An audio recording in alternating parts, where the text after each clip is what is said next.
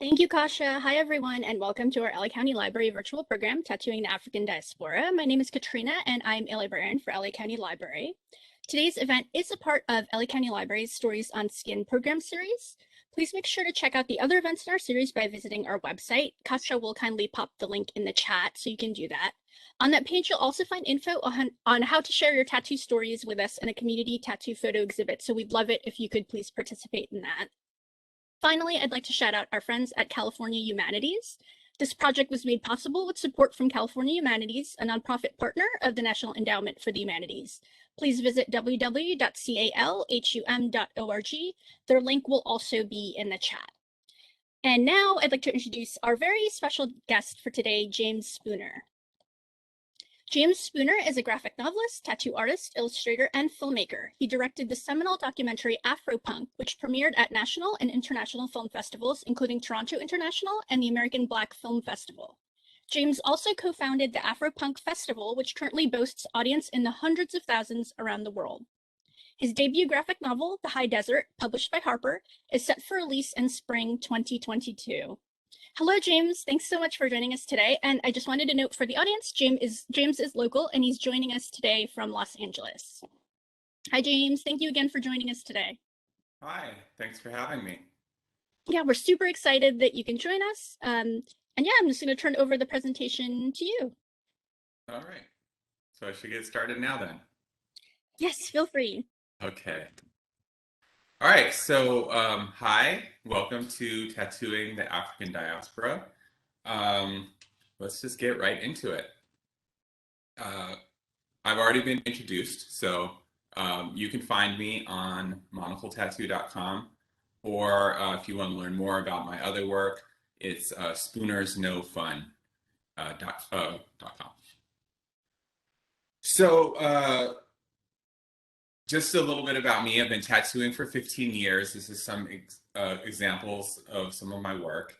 And tattooing, as somebody who is Black, I've always, when I started tattooing, it was important to me to prioritize learning how to tattoo well on dark skin, and to do my best to give to make that to bring good tattooing to our community. All right. When if you've looked into getting tattooed, you may have heard, oh, it's hard to tattoo Black folks. It's and some of the reasons why there are challenges. Some of the reasons why are there's something about the skin of Black folks specifically, and the darker, the more challenge, doesn't have a ton to do with the actual tone of the skin, but it has to do with welting and shining and stuff that happens during the tattoo process that over the years I've learned to work around. I don't have an issue with, but it does happen for those who are not regularly tattooing Black folks. It is a unique experience for them, one that they might not necessarily enjoy. These two pictures, the reason I'm showing them is the one on the right is, I'm sorry, the one on the left is giving you an example of how it can be, like the welts and the shine. And the one on the right is actually was only taken a few minutes later, but I just did some, I put them in like the bathroom with this, holding some shade and all this stuff so I can try to get a good photograph. All that to say is these are excuses that have some truth to them, but they're not, they shouldn't be deal breakers, but it does have to be something that, these individual tattooers do have to want to learn how to work on dark skin. So my point in this of this slideshow is really to help you as a consumer get a good tattoo. from your concept to the completed piece, all right? So the first thing we're going to talk about is the difference between a walk-in or an appointment. So basically, if you are like, hey, I want to get a tattoo, and then you go to some random shop or a research shop, but you just go in and you say, hey, is anyone available to do my tattoo? That's a walk-in. The appointment is what it sounds like. You call ahead or email ahead, and you may have to wait a couple days, a couple weeks, a couple months, sometimes a couple years, depending on who the tattooer is. I'm primarily going to speak about appointments because that's the kind of tattooer I've always been, and it's my belief that you have a better chance of getting a good tattoo if you make an appointment. We should also discuss the difference between custom and flash, all right? So a custom tattoo is when you say, you contact your tattooer ahead of time, you know, or on the spot, and you say, hey, I want a tattoo of this, whatever the idea is. And that tattooer then takes the idea and creates their vision of it for you. Flash is when you go into a shop and you just pick something off the wall, and that's the tattoo that you're going to get. If it's a custom tattoo, almost 100% of the time, it's a tattoo that will be yours and no one else will ever get it.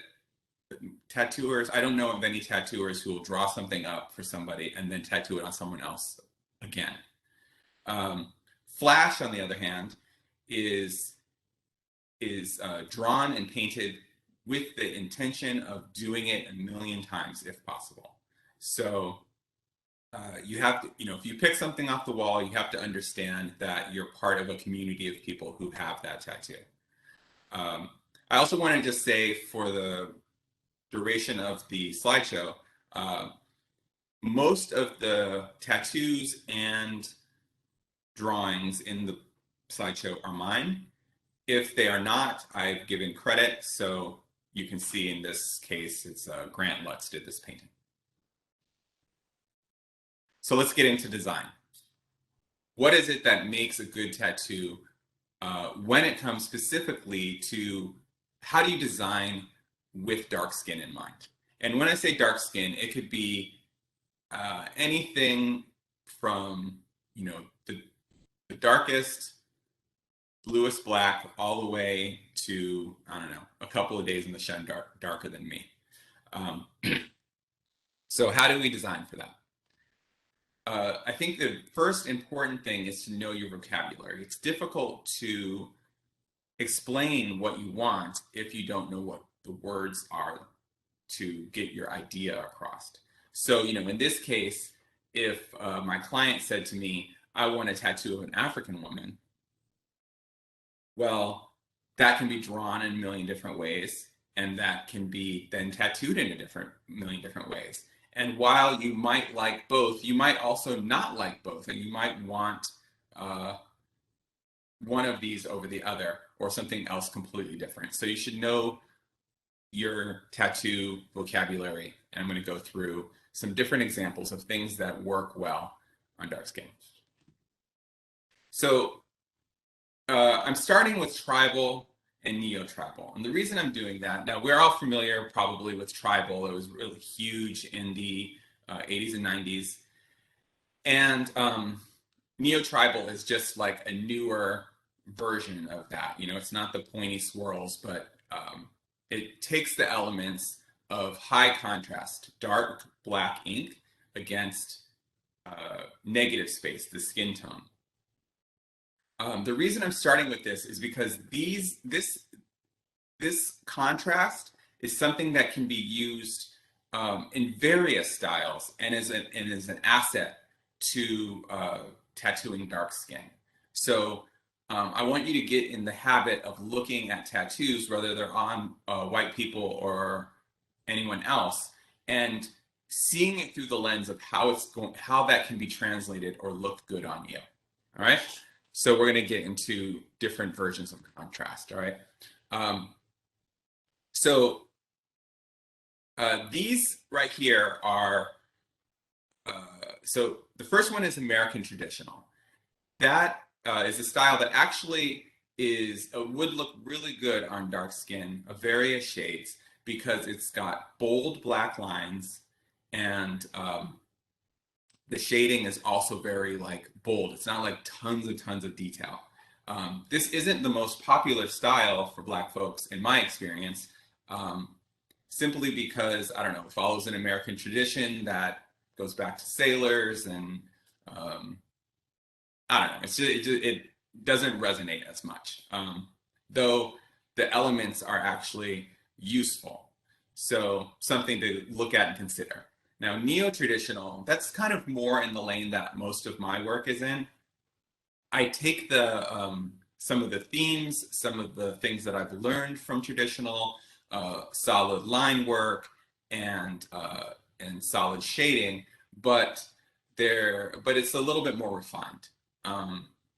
It's more of an illustrated style and less of a, I don't know. They're all illustrated, but I digress. So then the last version is New School. And whenever possible, in the slideshow, I've tried to find Black people as a reference. I actually couldn't find, I'm sure there are Black people who have New School tattoos. I just couldn't find any in my quick, in the month of preparing for this slideshow.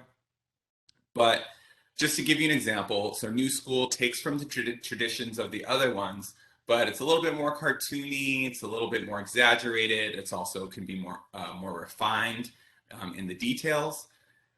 All right, so those are just, 3 examples of how you can take, a face and do it in different ways.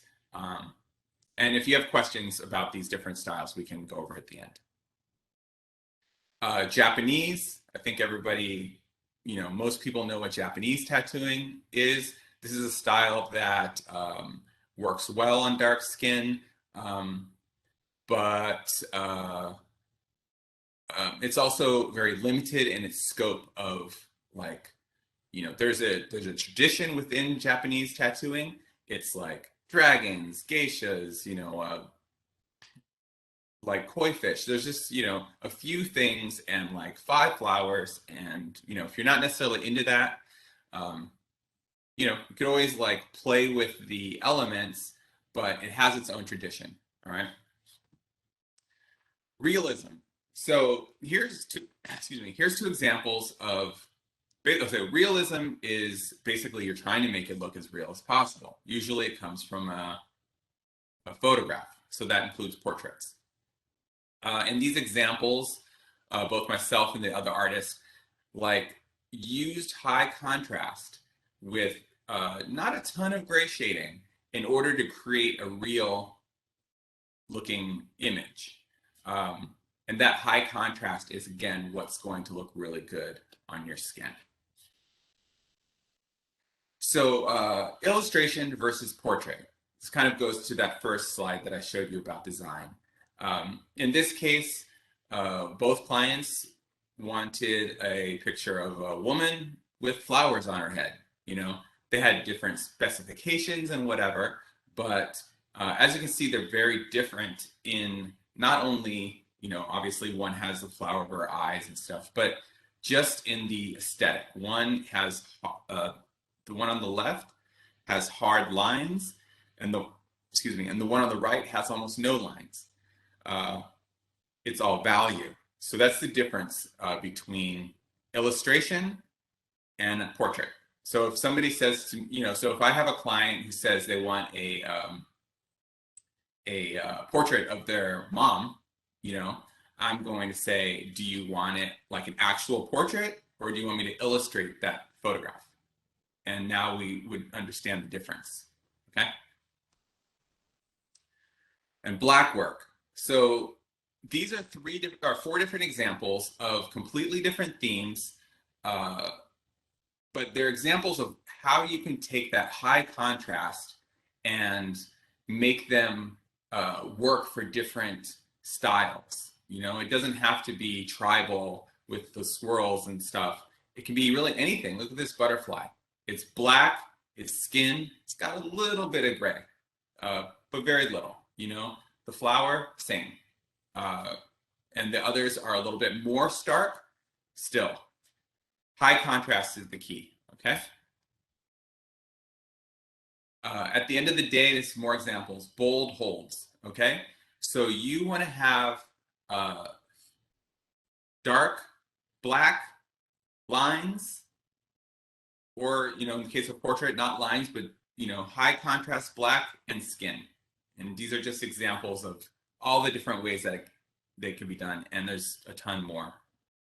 Okay, so everybody wants to know about color.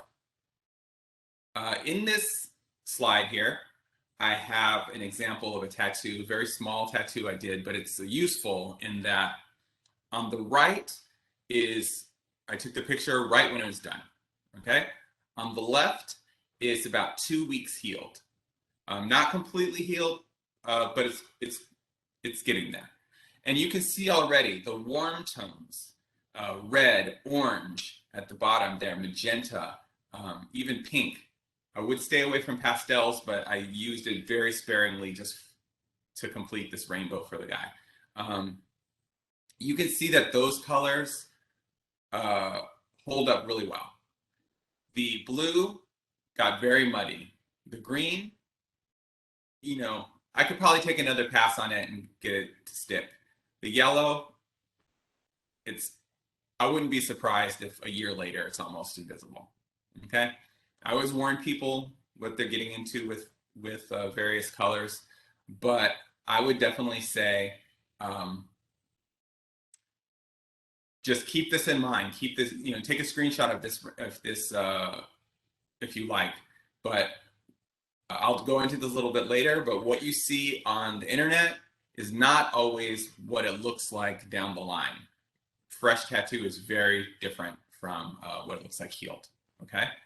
So with color, I always say, you know, let's start the tattoo, let's get into black and gray, see how you're accepting the ink, and discuss color, and figure out if the color is going to make it a better tattoo. Oftentimes it's not, sometimes it is, sometimes it's like, I want this to be color, and that's just what we have to figure out what will work. So here's examples of fresh tattoos versus healed tattoos, all right? So you can see in the first one of the mermaid, it's like awesome when it's fresh, you know? Healed, it's okay, it's fine, you know? The center one, again, awesome when it's healed. Awesome when it's fresh. The healed version probably would be more successful if it had some bold black lines around it. There was deeper black shading. You know, you always want to, basically the rule of thumb, regardless of skin tone, is for color, you want to have bold lines and dark blacks, and then color on top of that. That way, when the color fades, you still have 2/3 of a good tattoo. That makes sense. Now, the last version, this one has a, you know, it's in black and gray. And you can see that the healed version on the right it looks even better than the one on the left, right? And that's typically true of black and gray. You know, like as light skinned as I am, I almost have no color tattoos just because black and gray holds up longer. It just ages better, you know? So I'm not trying to talk you out of color. I'm just, you know, kind of stating the science, okay? I don't know if I actually gave credit to this last person. That's Ian Christopher Tattoo. White ink. All right, we're gonna get into a bunch of like what not to do real quick, okay? So it makes sense that, you know, in a lot of people's mind, I'm black, put some white ink on me, boom, it pops. Ink doesn't work the way paint does, you know? Ink is injected underneath your first dermis layer of skin, and that's where your melanin is. So in this first tattoo, the first picture, I think it was done, I got this off of YouTube. So the first one this is brand new, okay? The second one, I think it's like a week or two old. The third one, the invisible one, that's a year later, okay? So this person went through the trouble and the pain, the cost of getting a tattoo, and it completely disappeared. So if you asked me to do a white tattoo, the answer would be no. And this is why. Okay? What else do I say no to? Hands, neck, face. I do them, but you really got to sell me that I'm not going to ruin your life with them. Okay? So somebody who's 18, just got out of high school, wants to get their neck tattooed or their face tattooed or their hands tattooed, I pretty much across the board don't do it. If in this case, this man is 40 years old, he's a fashion designer, that's what he does for a living, I had no problem tattooing his hands. So yeah, so I just don't want to be I don't want to be responsible for people's bad decisions. So I always am trying to ease them in the right direction. This one's a big one, okay? There's a lot of amazing tattoos on the internet, and people will just say, I want this tattoo, all right? So there is a rule within the tattooing industry, an agreement amongst tattooers that we won't copy each other's work. We can be inspired by it, we can do our own version of something, but we won't copy it line for line, all right? If you find somebody who is doing that, they probably suck.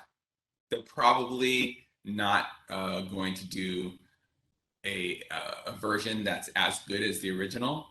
There's entire internet websites or Instagram pages dedicated to people who copy other people's work and how crappy it looks, okay? Just don't do it. Don't ask for it. Don't be these people with these subpar versions of other people's tattoos.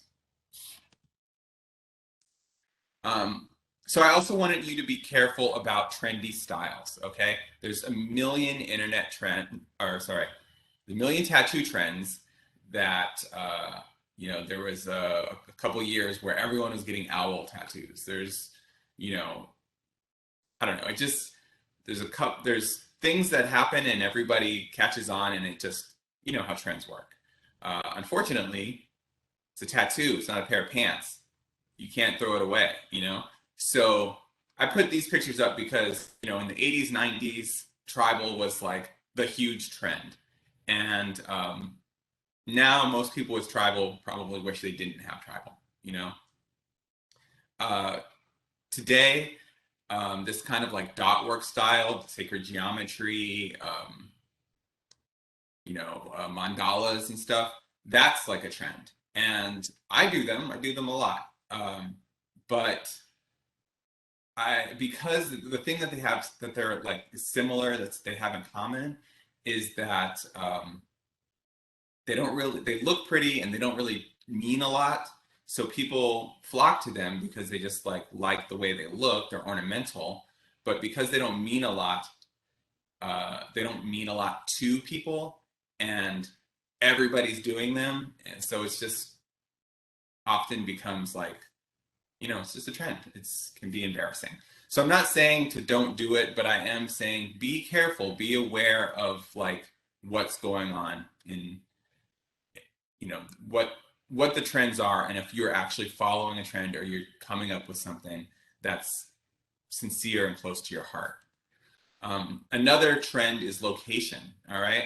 So by now, it's like an ongoing, constant joke about the tramp stamp, the lower back tattoo. Like I said, in the 13 years that I've been tattooing, I've probably done 2 tramp stamps. It's just not popular anymore, and a lot of people find it embarrassing. But again, going back into the mentality of like the person in the 90s who was getting that lower back tattoo, you know, it's like a sexy location. How is that different from today's trend of the under boob tattoo? You know, not saying not to do it. I did this one. I do them when asked, but also just be mindful. You know, is it a trend? Does it actually speak to your heart? Are you going to be embarrassed if it becomes the new tramp stamp? You know. All right. Basically, I'm asking you, just don't be basic. All right. This is this feather with the birds flying out off. This is the prime example. This is a tattoo that every tattooer in America has been asked to do, and you know, it is a running joke at this point. All right. I haven't, you know, I've turned this tattoo down, I don't know how many times, because like, I don't think, you know, it's a cute design, but I don't think people realize that, like, how many people actually have this tattoo. You know, it's insane. And two, those little black birds, those are going to turn into little black blobs. The detail is too fine for it to age well. So it's just kind of bad all around. So again, think from your heart and come up with ideas that mean something to you or are just badass, but you know, kind of came up with them. You know, and if you can't think of anything original, like, go with the classics. You know, I can't tell you how many Black Mermaid tattoos I've done. Like, I really can't tell you. But, you know, each one is different. They never feel played out. You know, it's like getting a dragon or getting like a pinup girl or something. You know, it's like these are motifs that have stood the test of time and will never like go out of style because they're not actually trends so much, you know? Another thing to consider is words, okay? People think in words, so they often want words tattooed on them, you know? The problem with words is that they age really poorly. It's a lot of detail. You know, if you have a long sentence, all of the O's are going to close up. All of the A's are going to close up. All of the E's are going to close up. Like, tattoos spread over time, and it's just going to be oftentimes ends up being unlegible, like in this example. What I personally do when somebody asks me for a very long quote is I challenge them to help me think of a way to illustrate that message. You know, so in this example, this woman came to me and said she wanted the quote. I'm paraphrasing, but it was something like, "Life starts at the edge of your comfort zone," right? And we kind of talked about like what that meant, why she was getting that, what she was trying to convey to herself, or, you know, and I ended up coming up with this design, and she loved it. You know, every time that I've done that, it's always like, damn, I'm glad I didn't get that sentence, you know? Like, nobody's going to read your sentence, and you'll probably forget that you have it. But if you are going to get words, keep it simple, and, you know, remember, bold holds, big. That's what's going to work for you, all right? So in this case, the second two, they're using that high contrast. Well, all three of them actually are, but I think the negative space of the second two, Mucci and Family, they're really, you can read it from across the room, you know? That's what you want from your tattoo, regardless of what it is. You never want to be like, wait, what is that? And you have to get up all close on it, you know? So, how do you get ideas? Where do you find reference? All right.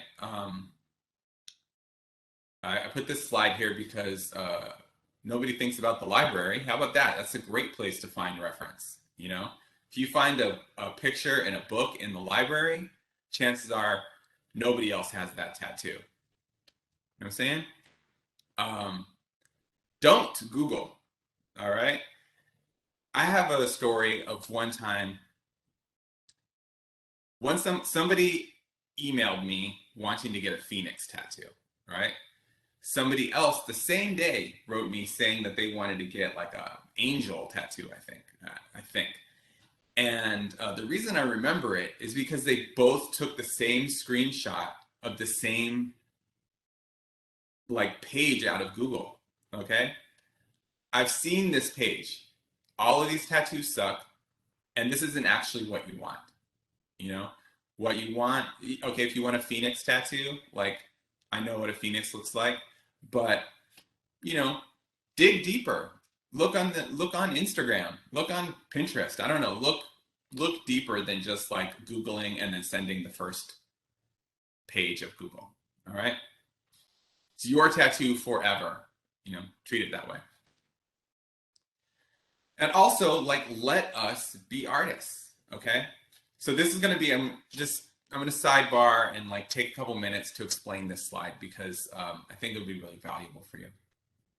So this client came to me and she had this idea for a tattoo that was that dealt with the mourning of her mom who passed away.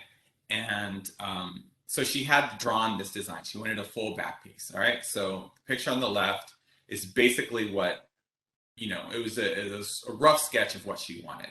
At the top was a portrait of her mom. To the left was a moon with rays coming off of it. There was these wings, a heart, a sugar skull, palm trees, and a woman like overarching over a Saturn.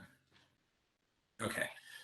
So I looked at this and I'm like, okay, I don't even know what I'm looking at, but I can tell you that it's a lot of ideas.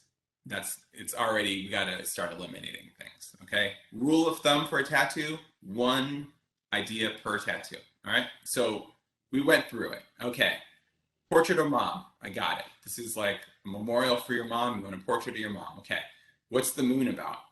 Oh, well, that my dad is Muslim, so I kind of wanted to put my dad in the tattoo because I felt bad that he wasn't in it. No, he's out. All right. Dad is another tattoo for another time.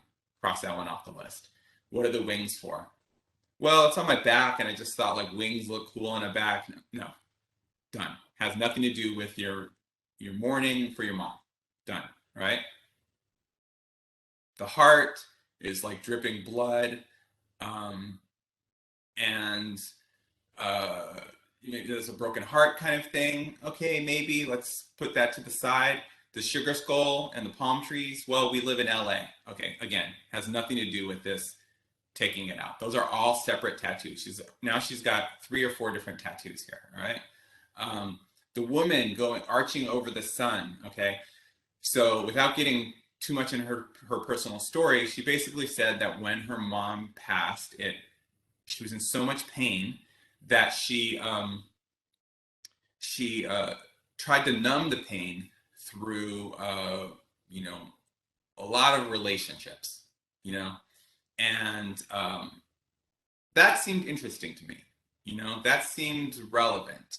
So as we started to talk, I asked her more, and as we started to talk about it, I actually realized that what she actually was meaning to do with this tattoo, this was not an RIP mom tattoo. This was about mourning. This was about like her process of getting over. Oh, and the reason that she wanted the Saturn is because it was she was becoming 30. This was her Saturn returns, and she wanted to start a new life for herself, right? So I said, all right, so that seems like what this is about. So as much as we love mom in her face, that's not even part of the story. So we cut it out. That's another tattoo for another time, because this tattoo is about her making the choice to be different in her life as without her mom. All right. So drew this this picture, which ended up becoming her back piece, which was, you know, a woman wearing a crow on her head, which represents death. There's a veil, also kind of like a funeral type thing. She's crying. And she's got all of these roses that have hands that are grabbing at her, because that's how she felt during that time period. You know, everyone is trying to get a piece of her. And then you can't really see it, but there's a necklace, not the circular one, but like a rope, and it goes around her side. And in there, I did like I took, I think, the Greek symbol for Saturn, and I put like a arrow around it, so kind of Saturn returns. So we gave her that, you know, completely different, like same idea, executed completely differently. And while you could look at the piece and not necessarily know the whole story, you understand that there's something like emotional happening here. Whereas with the original, it just was like a bunch of different stuff, you know? We say, you know, 10 pounds of crap in a 5-pound bag. It just never looks good for a tattoo. All right. All right, moving on. So let us be artists. That's why we're in this industry. This is another example, just a quick example. This woman had this drawing that her kid did like long ago. And she just wanted to kind of have like a celebration of her daughter, you know? Here's this picture of my kid drew, you know? So I looked at the picture and I'm like, all right, I get the sentiment. I have kids of my own. They draw stuff, you know, I put it on the fridge or whatever. This isn't a good drawing, like objectively, so it's not going to make a good tattoo, you know? If I tattooed it as is, it would look like it was done in a garage somewhere, you know? So I explained that to her gently and asked if I could reinterpret the drawing in a way that would be really beautiful as a tattoo. She's still in her mind is going to know why she got the tattoo and what it's referencing, but it's going to be something that she can be proud of, you know? And she agreed. We did this tattoo. That's her daughter next to her who, you know, was stoked that she did something for her, you know? Win-win situation. You always want to do a tattoo right the first time, especially as Black folks. It's so much more drama and trouble and expense and skin space needed to tattoo, to do a good cover up on Black folks. All right. This particular one, I wasn't really going to say this, but this particular one is 3 cover-ups. She first did a little tiny bitty cross. Then she got it covered up with a bigger cross, but that tattooer didn't really, I don't know what they were thinking. It didn't really do the job. So then, you know, we had to do an even bigger tattoo over it. That's just the way that goes. So what are some reasons why people might want to get a cover-up?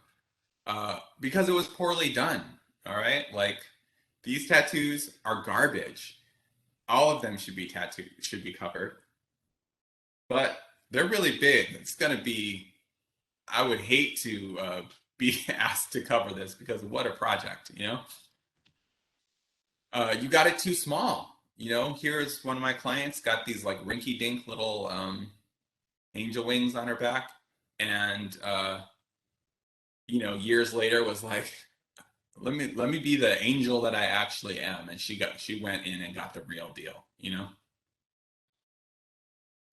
Dumb gimmicks. This poor guy. Wow.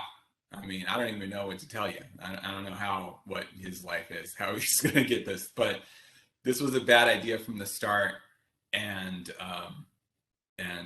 even if it was executed well, it's definitely a desire for change later, huh? Maybe it's super old. You know, in both of these cases, these tattoos were like 18, 20 years old, and they wanted to like get an upgrade, you know? Good thing about really old tattoos is the ink has settled in really deeply, and they're often a good candidate to just be blasted right over. It's also important just to look at what a 20-year-old tattoo looks like, you know? They didn't look like garbage when they got them. tattoos age. So you want to be with a tattooer who is always thinking about what is this tattoo going to look like in 10 years, in 20 years, you know? So something to think about. It's important to understand when you go in to get a cover-up that you will probably have to triple the size of the tattoo, okay? The best way to do a cover-up is we distract you from the dark place that we're covering, all right? So, you know, in the case of this bird, like she had like one of those, I think, baby fat cats or something, and I hid it in the tree in the background, you know? We're only really interested in these birds. The tree is like just back there, and that's how a cover-up can be done successfully, okay? So if you don't want it way bigger, you may be out of luck, but let's talk about other options. It could be just a complete redo, all right? So in these cases, both of them, the first one, it was just a really terrible portrait done of this woman's mom. So I just was able to just go right on top of it and save it.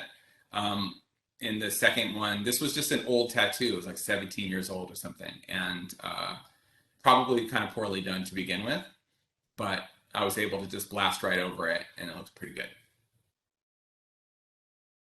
Scars.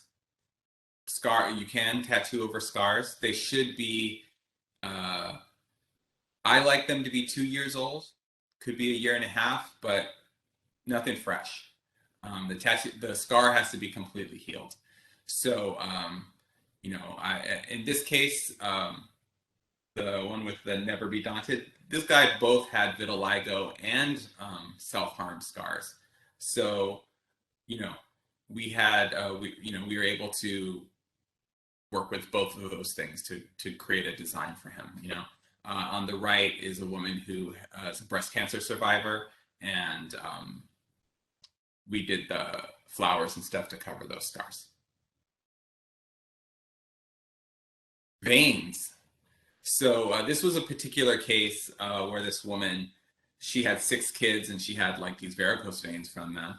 And I hid the veins in the tree. You know, I can't get rid of the veins, but we can kind of camouflage them, you know. And it was so heartwarming when she came into the shop and she was wearing shorts, and she was like, this is the first time I wear shorts in a decade or whatever, you know. So, you know, it's really rad when people can take their things that they have insecurities about, tattoo them, and then all of a sudden they want to show off those exact same body parts, you know? You know, and if all else fails, there's also laser. I admit I don't know a ton about laser, but I have seen this picture on the right. This is somebody I came across who has got laser, a tattoo, and it also pulled out her melanin. And I'm not sure. I think it might come back over the course of some time, but this is something you definitely want to investigate. If you decide you want to go with laser, definitely make sure that they know what they're doing when it comes to Black folks, and also, you know, just be mindful that it might take out your melanin. So if we're just doing a complete cover up afterwards, great, do it, you know. All right, I really want to discuss safety, okay? This is so important, and I think really paramount to our community, because there are so many like hood shops, people who work in a garage, tattoo parties, like all kinds of stuff where people are just doing grimy work. And I don't necessarily even mean the actual art that they're doing, but what is happening in that space. You know, I've walked into shops where people are smoking weed. There's a kid laying on a bed next to it, on a couch next to a dog, like somebody else playing video games. Like, who is tattooing here, you know? So let's look at this picture. What is wrong with this picture, okay? This is just a screenshot of something I found on the internet. Okay, this is a close-up of his workstation. All right, so if we look closely, we can see, first of all, he's got this black thing that's has all the little holes in it, right? That's holding his ink cap. Those things, if you ever see anyone using it, do not get tattooed by them. That is not disposable. So that thing is holding the ink that you're going to tattoo, put your tattoo machine in that's got blood in it and drip it all over the thing. And now the next person is going to get that. You know, that is a sure sign of cross-contamination, okay?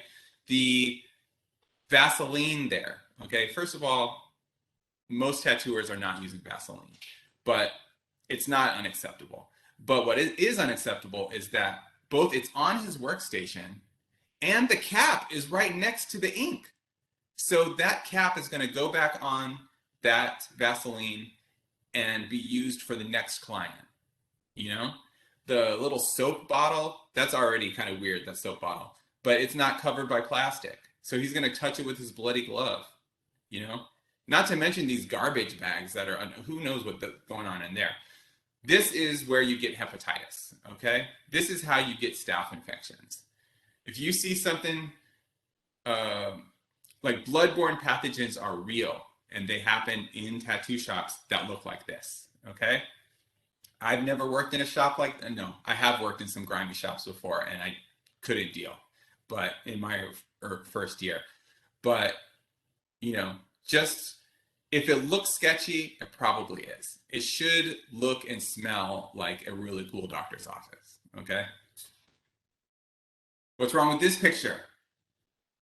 Another thing I just screenshot from YouTube. This is like, I don't know, a tattoo party. Some girl who's tattooing her homie, I don't know. But what's happening here is she is wearing gloves, so thankfully that's happening.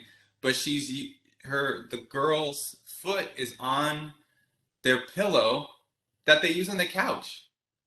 Is that pillow, do they have a cat? Is that cat walking around with its like, you know, poopy paws on the pillow that you're getting, you know, tattoos are like surgery, you know, it is a big open wound happening and they're just, what is going on, you know? And what are they going to do with this afterwards? Are they going to lay their heads on that bloody pillow? And why is there toilet paper? I don't know. Anyways, tattoo parties, I would say 100% never get a tattoo. And in an environment where there's there's a saying in the industry, you get what you deserve. You get the tattoo you deserve, all right? If your homie says they got a gun on eBay and they are tattooing you and don't got no gloves on, you're going to end up with a crappy tattoo and you might end up with hepatitis, okay? It's just, tattooing is not something that you can just kind of do as a hobby or you can just kind of like pick up and like, it takes a really long time to learn how to do a good one.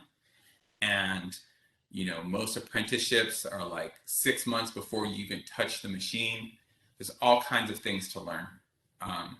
So, you know, if somebody just got something on eBay, like, do not get tattooed by them, okay? There is a thing in Los Angeles County and maybe in the whole state called the Safe Body Art Act. And what this is saying, or what this does is it's a part of the health department. Every tattooer has to be bloodborne pathogen certified. This is the same thing course that nurses have to take.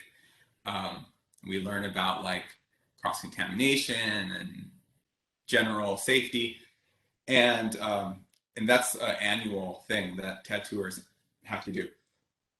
Shops also have to pass a health inspection. So, you know, getting tattooed in Los Angeles County, you're generally going to be safe. But, you know, again, if it smells like weed in the shop, if, you know, there's a baby sleeping on the couch somewhere, like, come on. This is a place of business, you know? So how do you choose your artist? Okay, we've talked about all this design stuff, safety, all that. How do you just get into it? How do you find the right person for you? All right, well, here's what you don't do. You don't go to Hollywood Boulevard. You don't go to Venice Beach. You don't go to a place where they sell bongs and vapes and metal t-shirts, and that's not where you're going to get a good tattoo. I know from personal experience when I was first starting, I worked on Hollywood Boulevard and on Venice Beach, and these are places that people work when they cannot work anywhere else, you know? So everyone is either just starting, and this is their first job to build up their portfolio, or they have some kind of like social problem where they, you know, nobody wants to work with them, you know, or they could be like a drug addict. I saw all of that happening, you know. I could write a whole book on the nightmare that is Hollywood Boulevard tattoo shops. They're grimy, they're not safe, and most of the people tattooing there are not doing good work, okay? Word of mouth is a great way to meet, to find a tattooer, you know? See somebody who has a tattoo you like, especially another Black person, who did that? Easy, all right? If you're in a position where you have to like search just cold, you know, not an advocate for Yelp, but like maybe that'd be a good start, you know? What I would do is probably search for the top 20, you know, 5-star shops, and then just look through their pictures. You know, here's a random one I took. Like I just clicked the first one, took a screenshot, and right on it I see there's a Black guy tattooing a Black girl. Okay, who is that guy? I don't know, but I bet you could call the shop and find out. And you could go and look at their portfolio. Do they tattoo a lot of Black people? You know, that's what you're looking for, okay? Look at portfolios. Here, this is a screenshot from my Instagram. I didn't stitch this together or anything. This is just like, you can go on my Instagram right now, and it's like maybe starting at the second row or something, right? And in the picture, you see 7 Black folks and 1 white person and 1 person we can assume is Korean, right? This tells you that I like tattooing Black people. I do tattoo Black people, and I want to tattoo Black people because I'm showing you my work on Black people. Whereas if you don't see any Black skin in somebody's portfolio, it means either they don't do it a lot, or they don't want to do it, or they are embarrassed of the work that they did. Because everyone is always updating their Instagram to show you their best and brightest work, you know? So look for Black folks in people's portfolios. Conventions. Conventions are a great place to kind of cold call tattooers, all right? There's usually, I don't know, there's 3 or 4 in the Los Angeles area, maybe even more. Long Beach, Pasadena, like they're all around. These places attract tattooers that are local. They attract people from other parts of the country and other parts of the world. You know, you can get like world famous tattooers at these places. You at a convention, it's just booth after booth after booth of tattooers. You can look at their portfolios. You can talk to them.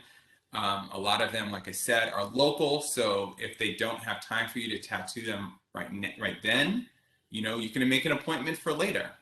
I highly recommend conventions if you're just kind of like, I don't know where to start. All right? And they're kind of cool just to be at, too.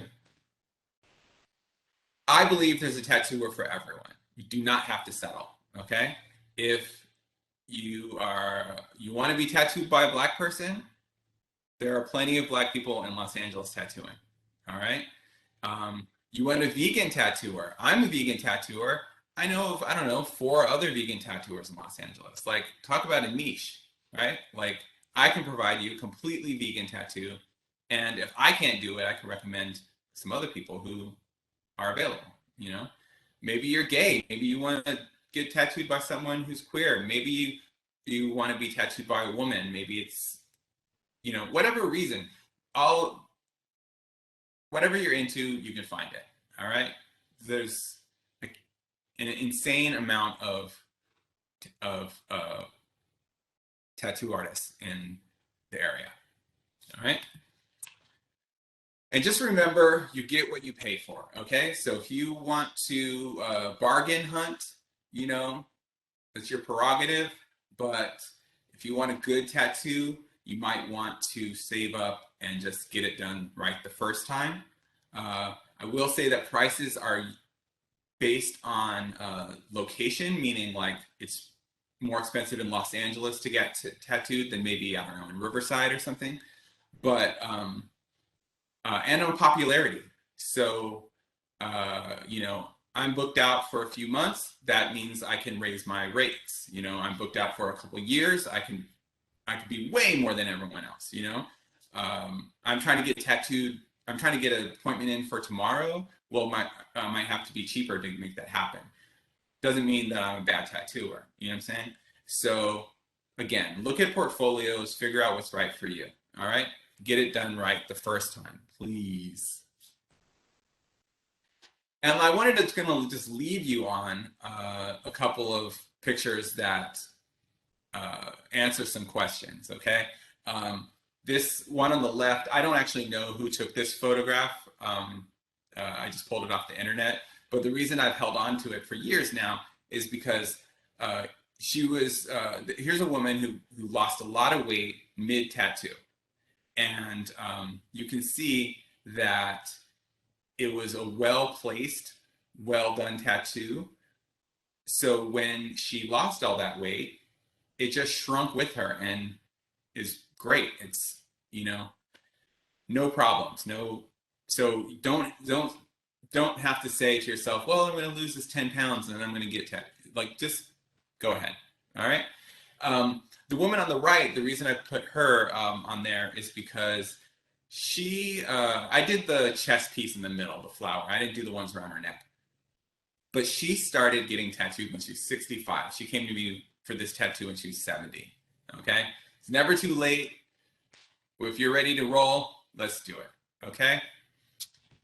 And remember, tip your artists. You know, one complaint that I've definitely heard within the tattooing community is Black folks don't tip. I know that that's not true. I have a lot of very gracious clients, but you know, tip your tattooer. $20, 20%, whatever feels right to you, that they'll appreciate it regardless of what it is. So that's it. Any questions? I saw a lot, so let's get into it.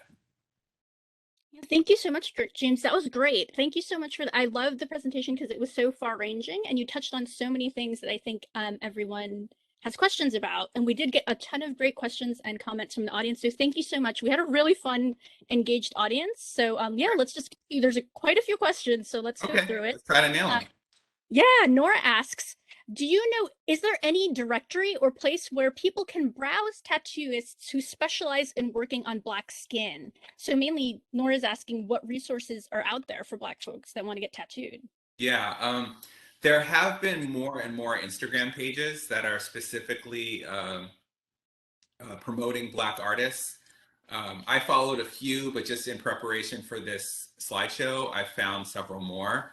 I would do the hashtag Black skin body art or dark skin body art, or you know, Black tattooers, Black, you know, I mean, just use your hashtag skills.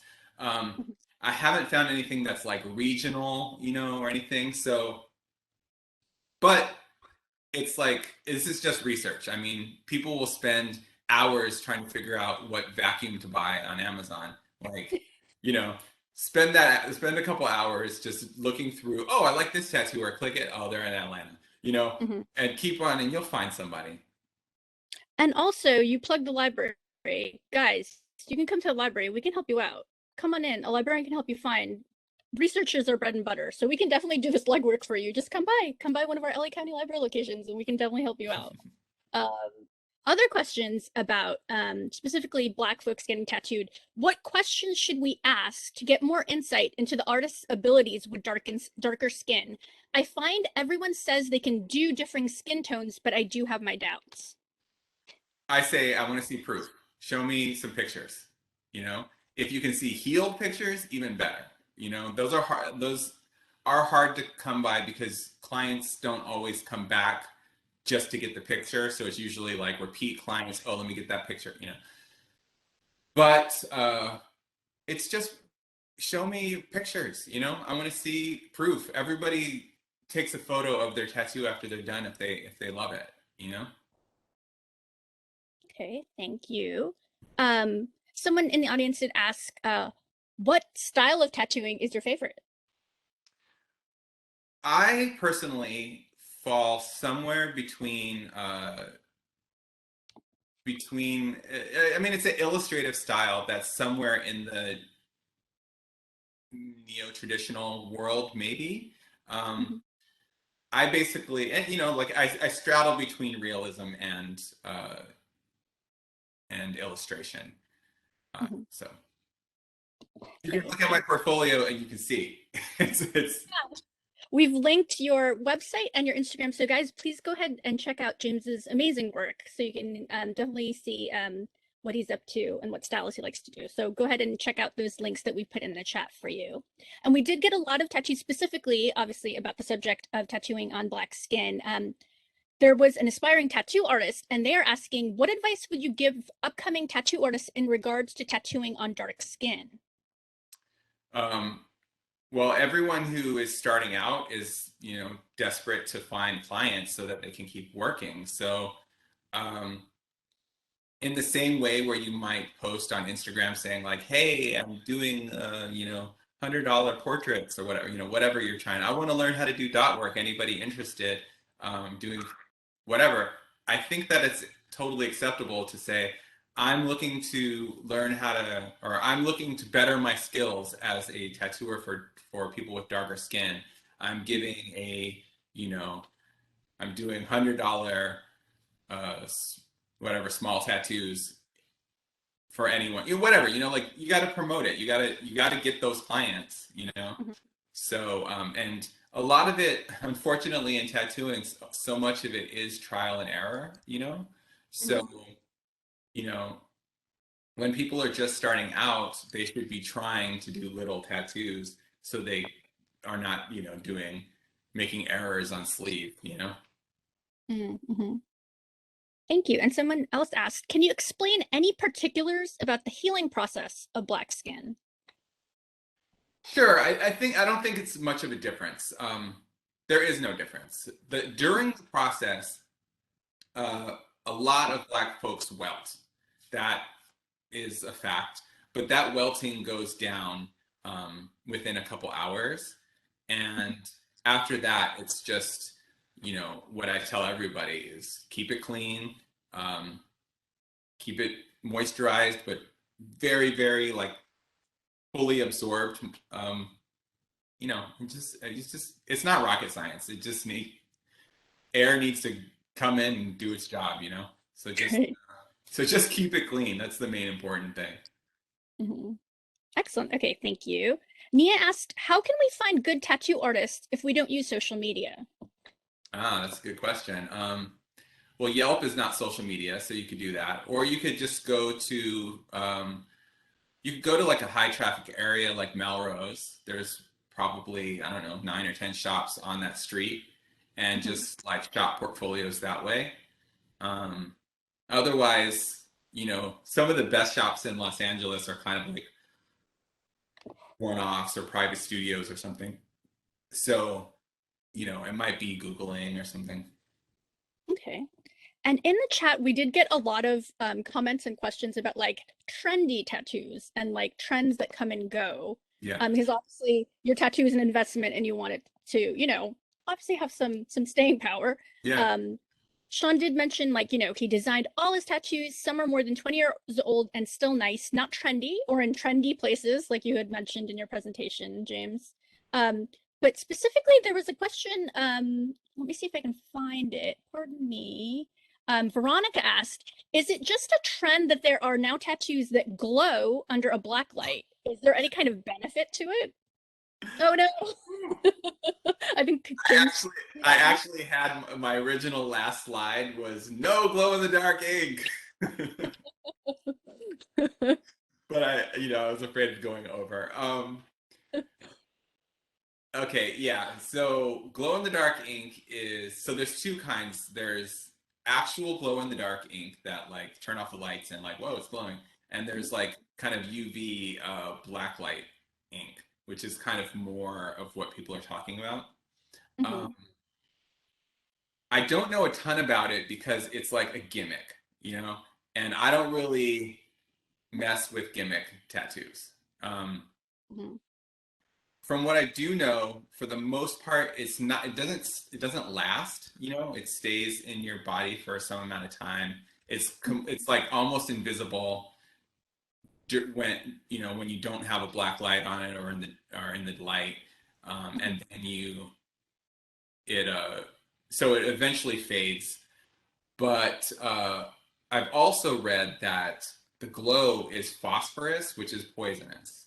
So I personally have never met a tattooer who does it because I only like mess with like reputable artists. Um, mhm. but you know, it's definitely like Lil Wayne has one, so like like I think it's kind of something that's mostly relegated to like hood shops and people who don't really put stock in the craft. Mhm. And in the comments, we also got more insights about like trendy tattoos. So the credo, obviously, as you touched on as well, like bold will hold, right? Bold colors, bold lines. What about how do you feel? People in the audience were wondering about fine line tattoos and very like delicate tattoos, also micro tattoos. Some of your thoughts on those and how you think those will age. Okay, so fine line is great, um, but it depends on your skin tone. Like I have, I don't know if you can see. So this is just a piece of a tattoo. Like it's a full sleeve, so it just kind of looks like random plaid. But like there's like tiny little lines. This tattoo is 14 years old. Okay, um, and it's held up really well. But I'm also really light skinned. Um, Hmm. I think that if I was using if you're really dark, and you're using like a very fine, thin black, like it may not show. So, Hmm. but if you're like in the medium tones, then fine line can be fine. You know, yeah, it's fine. Like as long as again, if it's a bold line, like um, see if I don't know. Like this tattoo is all like it's all line work, Hmm. and that would look fine on any like most skin tones because it's really just about contrast. Hmm. Getting to micro tattoos, I will say no. Find me an example of one that looks great in 5 years healed, and Hmm. I'll like eat my shoe. I don't know. It's just like it's tattoos spread. So just imagine you take a Sharpie on a paper bag and how it kind of bleeds. That's what happens to tattoos. Your body is trying to reject it for the rest of your life. So that's why when you see like old World War II guys, their tattoos are all blurry. Hmm. Um, I think that as tech, our technology has come along and our knowledge, so we may not all look like that um, Hmm. in our 70s, but it's still going to spread. So if you have a tattoo that's this big, all Right. those lines are just going to blur together and you're just going to have a blob. And if you're black on top of it, then you've got no contrast and Hmm. what you got left? So those I feel like are for the tattooer to be like, look at this tattoo I did that's this big, you know? And they're so popular now. You see them everywhere. So Yeah, I mean, that's the problem with trends. It's the same thing with watercolor, which I didn't really get into that much or at all with in this slideshow because they're less common amongst Black folks. But like that style is a trend that like took over. It just exploded and it has no basis for it has no solid footing in as you know in science how like it will stick in your body. So many of those watercolor tattoos, because they don't have a solid black underneath, they just fall apart. And people are just like, oh, I've got random spots and stuff, you know? Like now, so many of those tattoos are people are coming back to get them just covered or redone, you know? so your advice is just stay away. Yeah, it's just like, you know, you can ask tattooers, but you know, if it feels like it's like, oh, well, this is like a trend, you know, I'm seeing a lot of this. Um, remember, tattooers are here to do a job, you know? So if, and a lot of them will not say no. They'll totally be like, yeah, whatever you want, you know? So you also have to be discerning, you know? Thanks. We also got some really great feedback about when you described kind of like your consultation process with your client, that anecdote that you shared, and like how editing. It was the audience really, and I enjoyed hearing more about that process for your personal process for that. Nora did share that I want James to do my next tattoo. Love his consultation approach. It sounds like he really tries to push the person into critically thinking about them. Like, yeah, you mentioned like you have like tons of ideas, right? You want like I want a cat on a bell tower with like pterodactyl in the back, and then my uncle's died in 1974, so I want that in Roman script on the corner. Like the editing process, what is your advice? You shared a little bit about that, but for the person like when they really sit down and get to the nitty gritty and try to talk to their artist about what they want, um, is it best to just have a very simple idea and maybe go from there and maybe get more intricate from there, or do you want you as the tattoo artist, do you want all the ideas at once and kind of pick and choose like you sort of did? Well, no, I mean, I had a client who I just got an email actually today that was like, I have this hole that I want to fill, and here's like 6 different ideas. You know, Mm-hmm. they don't want all 6 ideas in one tattoo. It's just like, which one of these do you think will work? You know, like Mm-hmm. that's cool. Um, and part of our jobs is also to counsel you, but you have to realize that like a lot of tattooers will just do what you ask. You know, like over half the tattooers probably in the country would have just taken her design and did it just like that. You know, they don't want to lose the client. You know, Right, right.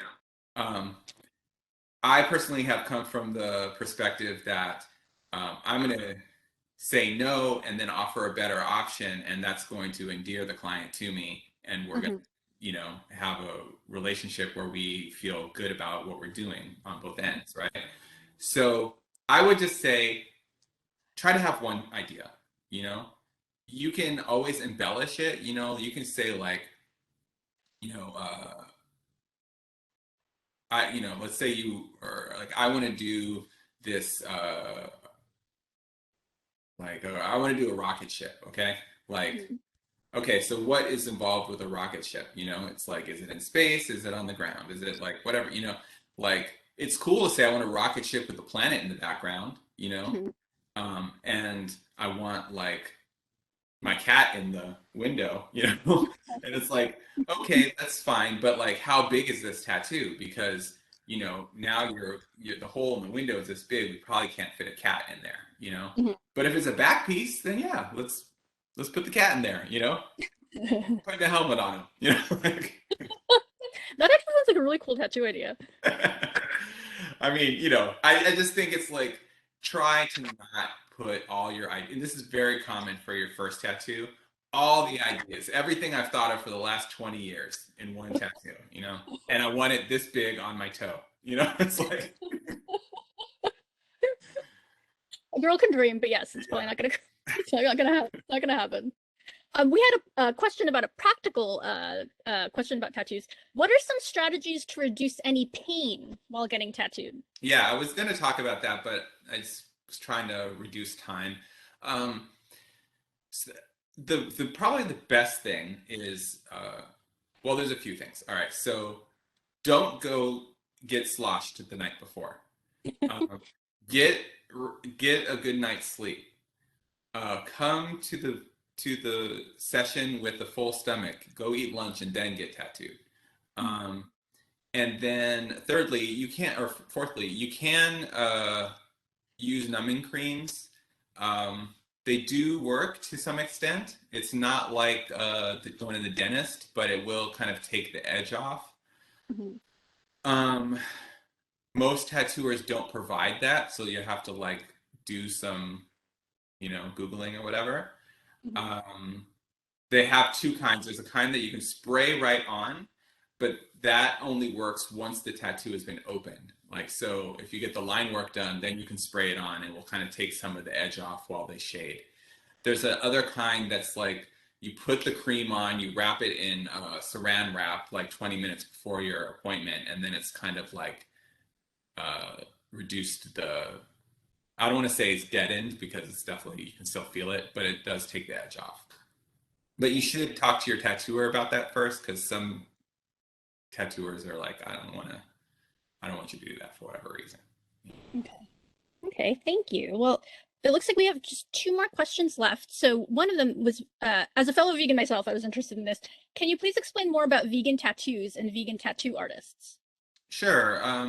So, like when I first started tattooing, the industry standard for everything that's involved in a tattoo was not vegan. Um, Mhm.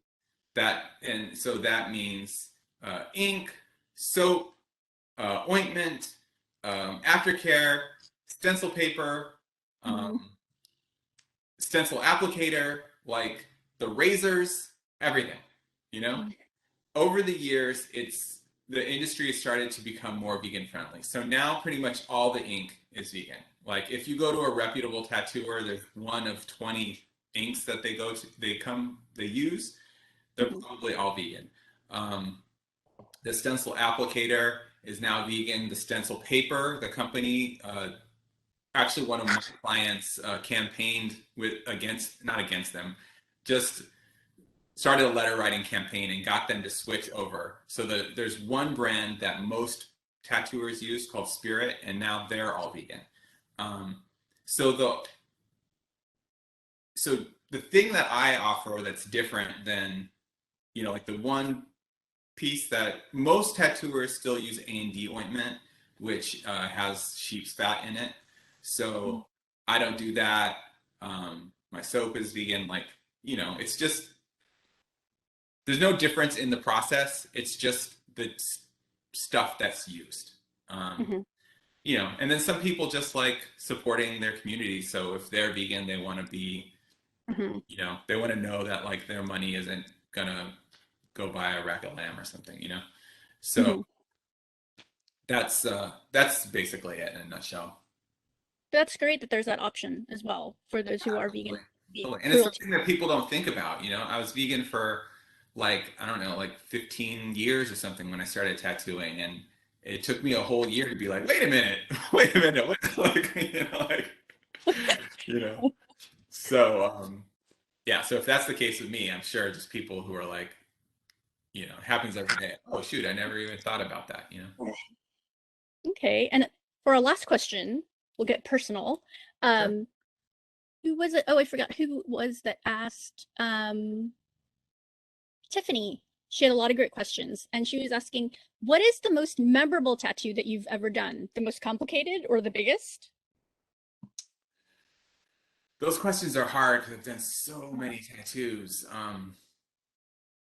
But I do have a client who has this funny story, and I'll try to like condense it. But he always comes up with like tattoos that seem really ridiculous. Like he got the happy foot, sad foot sign, like he got the in Silver Lake, he got that when he moved from Los Angeles. But he got this one tattoo that was an 80s from an 80s movie called The Last Starfighter. It was like the symbol. It Mm-hmm. wasn't like any big deal, but it's his stories. It's a thing that like. So, anyways, when he was a little kid, back when VCRs were like $1,000 and Uh-huh. a movie like renting or buying a movie was $100. You know, like you could rent it, but if you had to buy it, it's $100. Like his parents bought or rented The Last Starfighter, put it in the VCR. It Mm-hmm. got stuck and they couldn't get it out. So his dad Uh-huh. had to pay $100 for the movie, and they had like this $1,000 Last Starflyer playing fighter playing machine. This was Uh-huh. like a year. That's the only movie they could watch. And they watched it like every weekend. Like it was, and so it's like he doesn't even like the movie, but it's just like at this point it like has this. It's like it's about family, this stupid Right. movie and this symbol from it. And Uh-huh. like as dumb as if you see the tattoo, you probably, if you even recognized it, you'd be like, Mm. oh, that's Starfighter. But for him, it means a lot, and that's kind of, I think, the essential piece of like any tattoo is that it should mean. I don't want to get overly sentimental. A lot of tattoos don't have to mean anything to you. They can just be badass. It's fine. But like um, the ones that people love their whole life are usually the ones that like have some personal meaning to them. So yeah, I mean, I've done maybe 10,000 tattoos. I don't even know. Mm-hmm. Thousands of tattoos. So it's hard for me to remember like specific stories and stuff. But one of my favorite parts of tattooing, probably my favorite, is actually hearing people's stories and like just hanging out with people. Mhm. Excellent. Well, I think that's all the questions that we have. Thank you so much, James, for joining us today. This was amazing, and we are so thankful that that you were a part of our Stories on Skin series and giving us your insights and your personal perspectives on tattooing. Yeah, so we're gonna pop. If Kasha, you could pop James's info again in the chat so the audience can keep up with you online. Thank you again, James, and thank you to our wonderful audience for being so great. Before we do say goodbye for the day, I'd like to please ask that you fill out a short audience survey. The link will be in the chat. It will really help us out. So thank you in advance for taking the time to fill that out. And again, please make sure to check out our Stories on Skin series page on the LA County Library website. We do have one more virtual event planned for next Saturday. We'll be hosting a program on Polynesian tatau and Japanese tenchibori. I probably said that wrong. I hope you'll join us for that. Oh, also, please share your own personal tattoo stories with us online via our Stories on Skin web page. We are trying to curate a community tattoo exhibit, so we'd really love to hear your personal stories because, as James says, it's all about the stories, right? And your own personal perspectives and what your tattoo means to you. And we'd love to hear that about that from you. So again, thank you so much, James. Thank you, our wonderful audience, for joining us today. We hope you have enjoyed Tattooing the African Diaspora. Look for information about our other virtual programs in our weekly virtual programs e-newsletter and on the virtual programming page of our library website, lacountylibrary.org. For the latest library news and events, please follow us on Facebook, Instagram, and Twitter at LA County Library. Please stay safe and have a wonderful rest of your day. Take care. Thank you so much, James. Thank you again. Thank you. Bye. Bye. Thank you, audience. Take care.